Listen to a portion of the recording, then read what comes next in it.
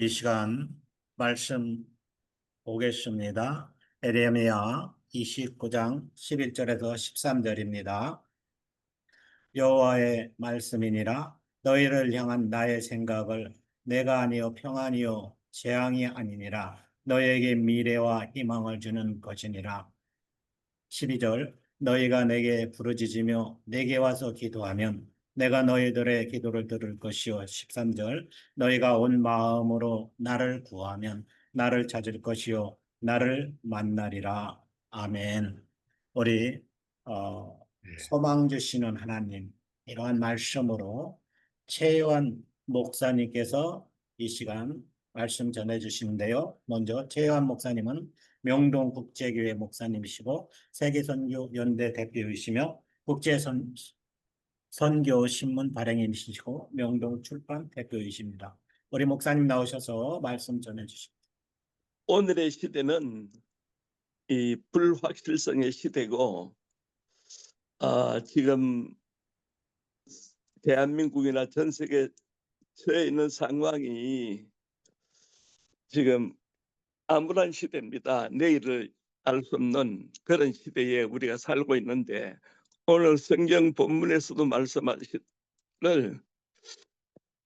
이스라엘 백성들이 포로로 잡혀가 있다가, 근데 하나님이 이스라엘 백성들에게 70년의 기한을 정했는데 70년의 기한이 끝나면 하나님이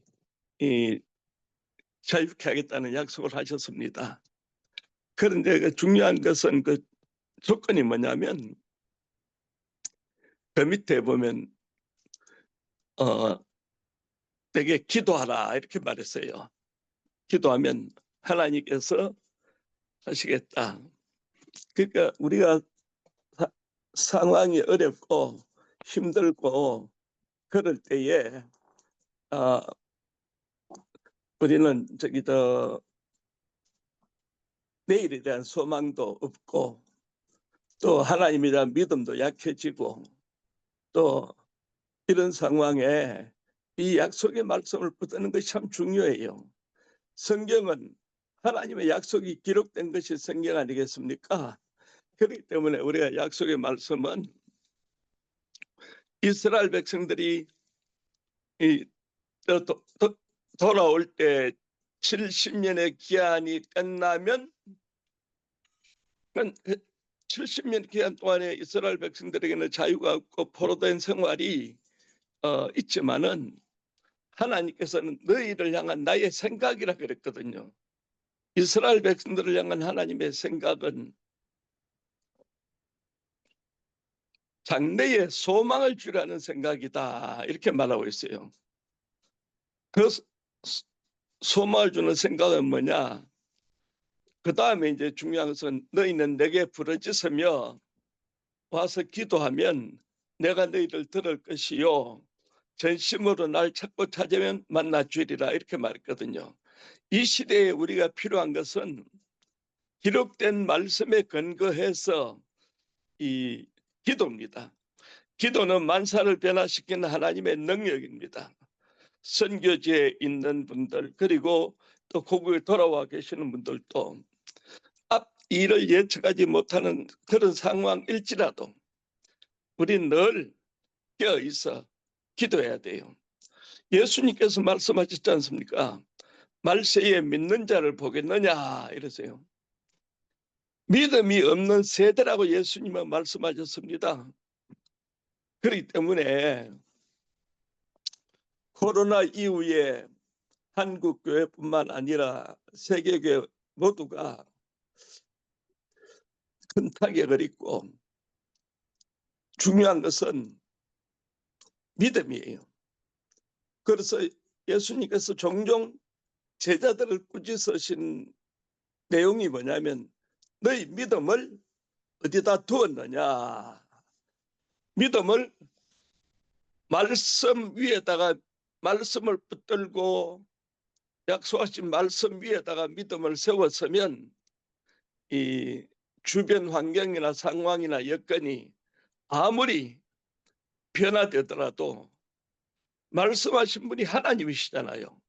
말씀하신 분이 하나님이시니까 하나님께서 역사하신다는 믿음만 있으면 이 빌립보서 4장 6절에 보면 아무것도 염려하지 말고 오직 모든 일에 기도와 간구로 너희 구할 것을 감사함으로 하나님께 아뢰라. 그리하면 모든 지각에 뛰어난 하나님의 평강이 그리스도 예수 안에서 너희 마음과 생각을 지키시리라. 오늘 많은 사람들이 왜 불안해합니까? 왜 근심합니까? 왜 염려합니까? 마음과 생각을 지켜야 되는데 마음과 생각이 상황 따라서 여건 따라서 환경 따라서 늘 이 제대로 마음과 생각을 지키기가 어려운 시대죠. 물론 양쪽 귀로 들려오는 소리라든지 매스미디어가 말하는 소리라든지 그런 긍정적인 것보다 부정적인 소리가 더 많이 들려와요. 그렇지만은 우리가 더 중요한 것은 약속하신 말씀을 믿는 거예요. 오늘 많은 사람이 히브리서 11장에 보면 하나님께 나아가는 자는 반드시 그가 계신 것과 자기를 찾는 자들에게 상 주시는 이 심을 믿어야 할지니라 그랬는데 하나님은 반드시 계신다는 거예요. 어떤 상황 속에서라도 내가 힘들고 어려운 상황 속에서도 내일을 기약할 수 없는 그런 속에서도 하나님은 살아계셔서 역사하신다는 겁니다. 하나님이 살아계시다는 사실을 믿으면 되는데 오늘 많은 사람들이 하나님이 살아계신 것보다는 주변 상황과 환경과 역사를 여건을 바라보기 때문에 하나님은 보이질 않습니다. 오늘 믿음의 사람들은 오직 주만 바라보나이다. 예, 주님만 바라보셔야 됩니다. 그러면 하나님께서 우리에게 지혜를 주시고 은혜를 주시고 믿음을 주시고 성령의 능력으로 우리를 붙드십니다. 특별히 이렇게 선교지에 계시다가 이렇게 선교사님들이 매일 새벽에 기도한다는 것 자체가 소망이 있습니다. 너희를 향한 나의 생각은 내가 하나니 너희 장래에 소망을 주라는 생각이다. 로마서 13장에도 보면 11절에 우리 하나님은 소망의 하나님이에요. 그렇기 때문에 여러분들이 하나님이 제일 싫어하는 것은 환경과 상황과 여건을 바라보고 낙심하고 좌절하고 하나님을 믿지 않는 불신앙 때문에 역사가 일어나지 않습니다. 우리는 항상 하나님은 살아계신 하나님, 그 하나님의 음성을 들을 수 있는 귀가 열려져야 돼요.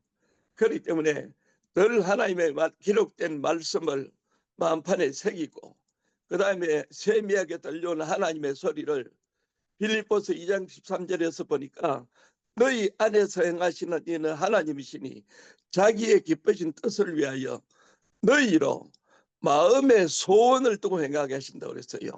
그러니까 내 마음에서 그러니까 하나님이 이 땅에 육신을 입고 이 땅에 오신 분이 예수님이잖아요.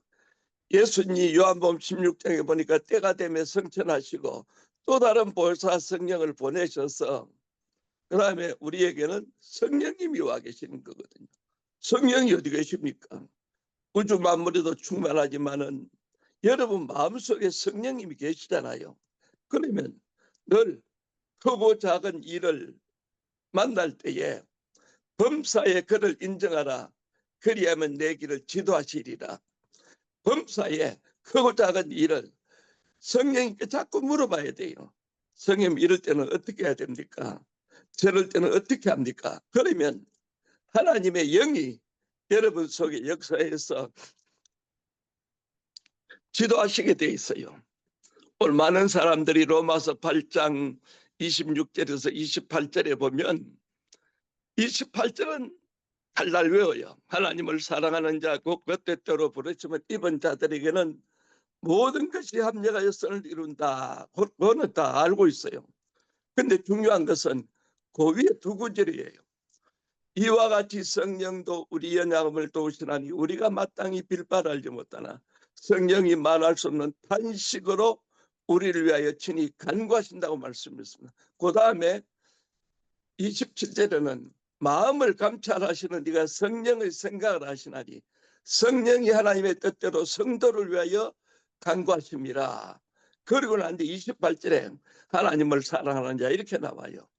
그 오늘 많은 분들이 그 성경이 한 단락이 26절부터 28절까지가 한 단락인데 28절만 기억하는 거예요. 뭐 어떤 일이 좋은 일이 있든 어려운 일이 있든 뭐 힘들 일이 있든 있으면 나 하나님을 사랑하고 하나님 뜻대로 부름을 받았으니까 합력하여 선을 이룬다. 뭐 어떤 굳은 일이 또 상대방을 위로할 때에 합력하여 선을 이루니까 염려하지 마십시오. 그런데 그게 아니에요. 26절에 성령님과의 커뮤니케이션이 있어야 돼요. 성령님과 곧 교통이 있어야 돼요. 늘 내가 성령과의 관계가 늘 돼 있는 사람들은 성령도 우리 연약함을 도우신다 그랬잖아요.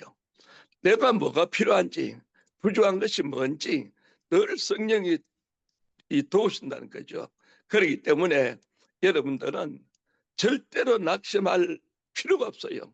성경에 낙심하지 말라, 근심하지 말라 365번이나 기록됐다는 것은 사람은 매일매일의 삶 속에서 낙심하고 염려하고 불안해하지 않을 수밖에 없습니다. 그러나 우리는 기록된 말씀을 믿는 것이 그리스도인의 모습이거든요. 그래서 기록된 말씀, 늘 말씀을 가까이 하고 여러분들이 새벽에 일어나서 살아계신 하나님께 기도하잖아요. 기도는 만사를 변화시킨 하나님의 능력인데 기도함으로 하나님의 일을 감당하는 여러분 되시기를 주의 이름으로 축원합니다. 하나님께서 특별히 우리 선교사님들을 은혜 주시고 민수기 6장 24절 말씀대로 은혜 주시고 복 주시고 평강 주시길 원하는 거예요. 그래서 여러분들 도적이 오는 것은 요한복음 10장 10절에 보니까 도적질하고 죽이고 멸망시키는 도적이 옵니다. 내가 온 것은 양으로 생명을 얻게 하고 풍성히 얻게 하려 합니다. 그러니까 내가 예수님이 오신 것은 우리 마음속에 이 불안하고 염려하고 근심한 마음속에 평안을 주시기 위함이에요. 예수님이 부활승천하신 후에 제자들이 마가요한의 다락방에서 두려움에 떨고 문을 잠궈놓고 있을 때에 갑자기 주님이 나타나셨잖아요. 나타나셔서 하신 첫 번째 말이 뭐예요? 너희에게 평안이 임할지어다 이거거든요. 그래서 여러분들이 세상에 들려오는 소리가 너무 많지만 요즘은 지식 정보화 시대가 돼가지고 너무 많아요. 그러나 우리는 오직 기록된 하나님의 말씀만 믿고 믿음으로 승리하게 되시기를 주의 이름으로 축원합니다. 아멘.